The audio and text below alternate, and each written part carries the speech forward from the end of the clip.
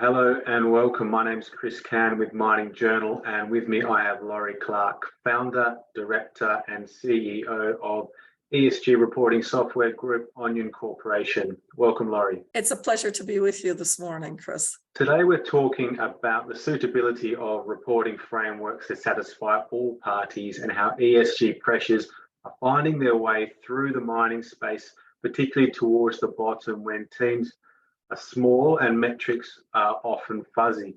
Laurie, can I start by asking how what feel like heightened ESG reporting pressures are dripping down from the top of the market into the junior space, given there don't seem to be many things to measure when companies first get started? Well, there are always things to measure. Primarily again, this is compliance reporting that is driven towards access to capital and access to investor, to lending and to finance. And therefore, they are going to, smaller companies, especially, that their lifeblood and their business's viability depends on that type of activity. And therefore, those institutions are driving the need for factual and objective and consistent reporting in order to support and underscore whether their investment is going to be safe in the hands of these individuals and these companies. In addition to that, with the amount or the plethora of standards that are present in the world right now, I always chuckle that we started with over 300, and now we're at over 600. So everybody's saying that there's a lot of conglomeration going on or consolidation, and rather they seem to be breeding. But what's happening is that there is consolidation of the major frameworks that are most impactful to industries in the world. So there's about 32 globally that are consistently reported upon. How we manage to really tailor the ability for a smaller or junior company to report effectively was to take all of those standards, put them into the system, and then what happens is, with our AI intelligence and machine learning capability, we analyze the company and then extract from those 32 globally accepted and most prevalent and relevant disclosures. We extract the disclosures that those companies should report on. While they're reporting to one, perhaps, disclosure, we've already tagged all of the information that is similar in all the rest of the disclosures. Therefore, that company discloses on one metric, but we are reporting to all. That saves time, energy, money on all different levels. And what it does is it provides a clear, objective, factual response to those metrics needed. Yes, junior companies don't have as much to report on, but let's face it, the most important metrics they do have to report, such as energy consumption, water management. Those are large issues today. And so everyone is part of the responsibility of addressing those issues within their companies. I have a technology company. I should be measured on what we're doing with our water consumption and what with our energy management, because with technology, there's a lot of energy that it drives our systems. And therefore, it's incumbent on all of us to report responsibly. And the more transparent the reporting is, the more that we share data, the better our industries become, so that we can get to where we want to go, which is to, net zero, and not by, 3000. We'd like to do it a heck of a lot sooner than that. I think you've answered my next question, Laurie. I was going to ask you about the time taken for these companies to report and show their compliance, and if that takes away from the actual sustainability work. But what sounds like what you're suggesting is that if you're smart with the technologies that you're using, you can save a huge amount of time. It absolutely does. I know junior companies right now that are still doing things the old-fashioned way, which is using a lot of spreadsheets and doing everything manually. That takes an inordinate amount of time, and it's silly. With our system, we have cut down that timeline to a very, very aggressive state, which is, I've known companies now that are reporting in 4 to 6 weeks' time. That's what it should be. And what happens is if the system is any good, it highlights your risks and opportunities within the system itself so that you can manage your outcomes. And we do that. Our AI algorithms are identifying in all manner of areas what companies are doing well and what they need to address. Now, remember that, again, this is all compliance reporting that is driven towards financial access to access to capital. Having said that, where the drivers are, aside from the fact that the banks, if you're going to a bank for debt financing, they're going to force you to actually disclose on a certain parameter or a certain framework or a certain standard that they deem to be the most effective for themselves.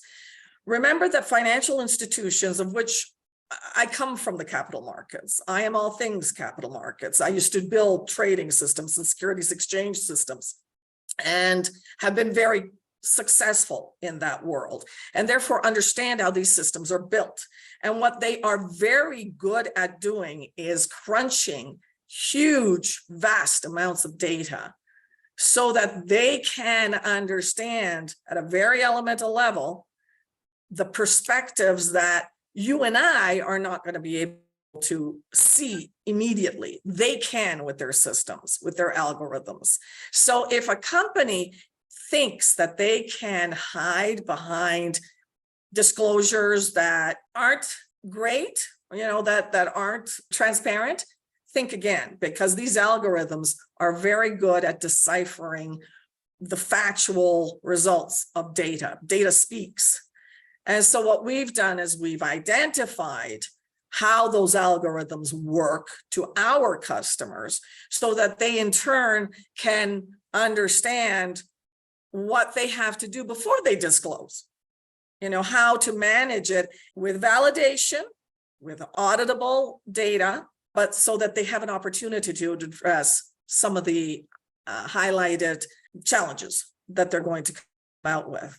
For example, this morning, I've been, getting all sorts of texts about the story that has hit the papers about Chevron and the fact that everything about its, offset carbon credits is fake and it is not correct. More and more information like that is going to come out. Why? Because these algorithmic AI capable systems are going to be able to gather the data and decipher what is real and what isn't real.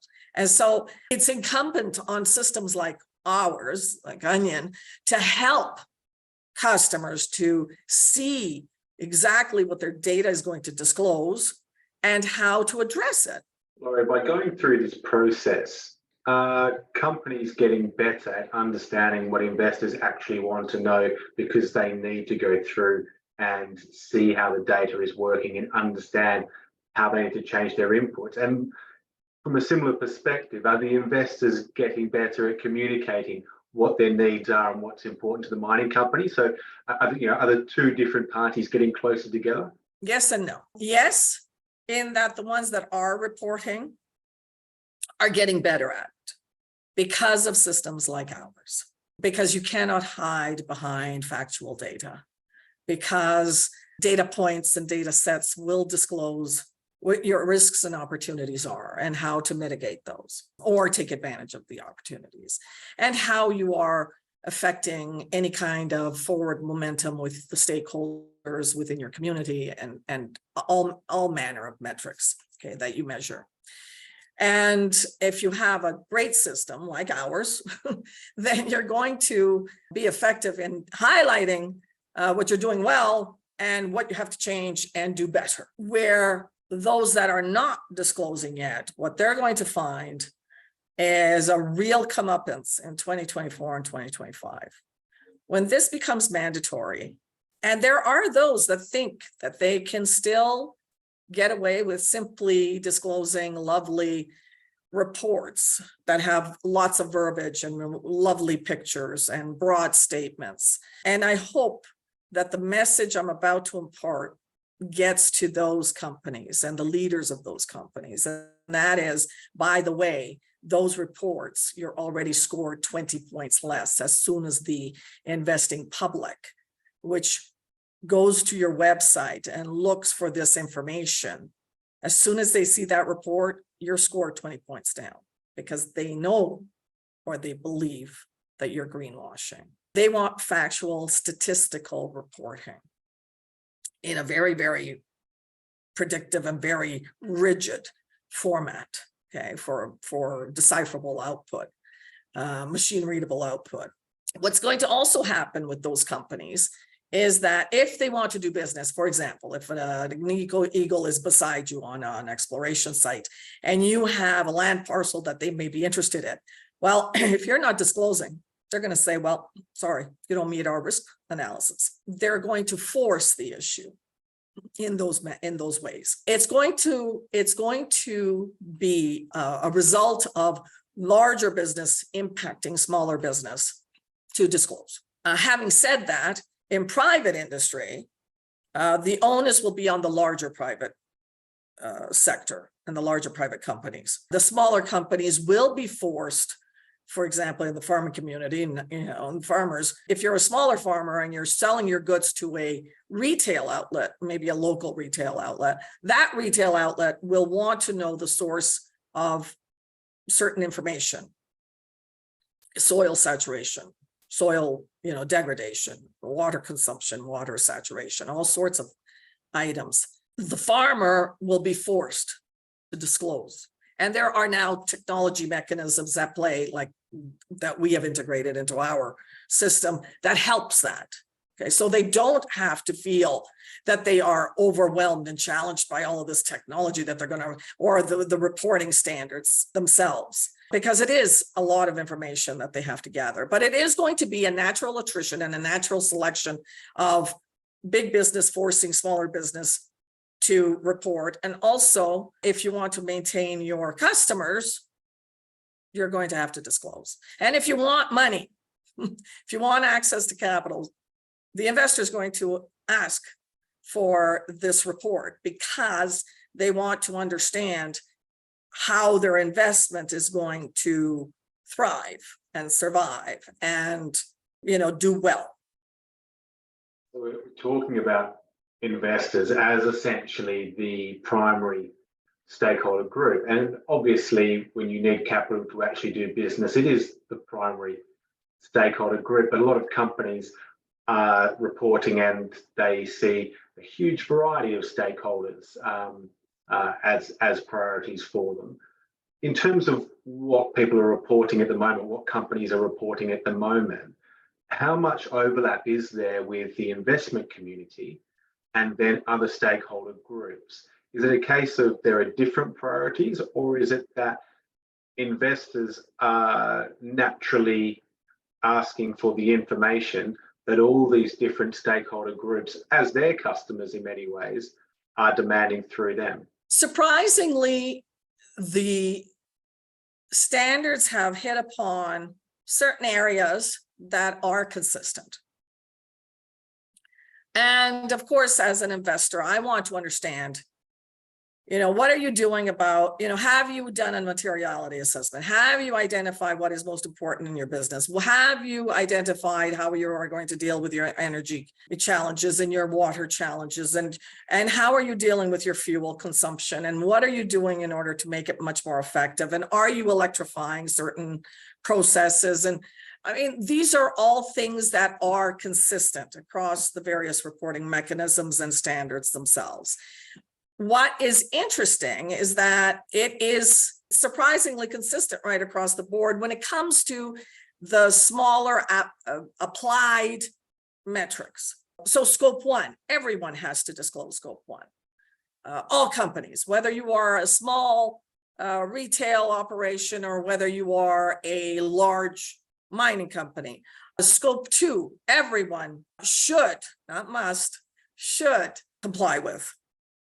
Scope 3 is a challenge, but what will happen with scope 3, and we're seeing it right now on our system, which is interesting, is that the larger companies are forcing, in effect, their vendors to also come onto the system so that they do their reporting. And then once it's published for the vendor, because, data is private, until published. And then what they can do is they can gather that information from our system, and then they can report their scope 3s, which is wonderful, right? Because it's an automated, it's, you know, we've done it like a financial system, a trading system. So everything, it rolls up depending on, you know, how many silos there are and all sorts of tentacles.